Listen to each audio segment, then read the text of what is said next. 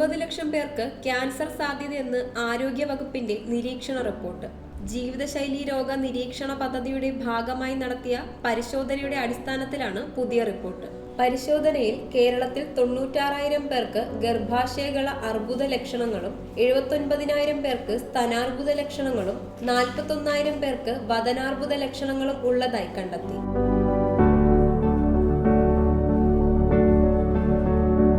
Report പ്രകാരം പുരുഷന്മാരിൽ കൂടുതലായും കണ്ടുവരുന്നത് വദനാർബുദം, ശ്വാസകോശാർബുദം, പ്രോസ്റ്റേറ്റ് ക്യാൻസർ എന്നിവയാണ്. സ്ത്രീകളിൽ കൂടുതൽ സ്തനാർബുദവും തൈറോയ്ഡ് ക്യാൻസറും ഗർഭാശയകള അർബുദവുമാണ്. 30-ന് മുകളിൽ പ്രായമുള്ളവരിലാണ് പ്രാഥമിക ഘട്ട പരിശോധന നടത്തിയത്.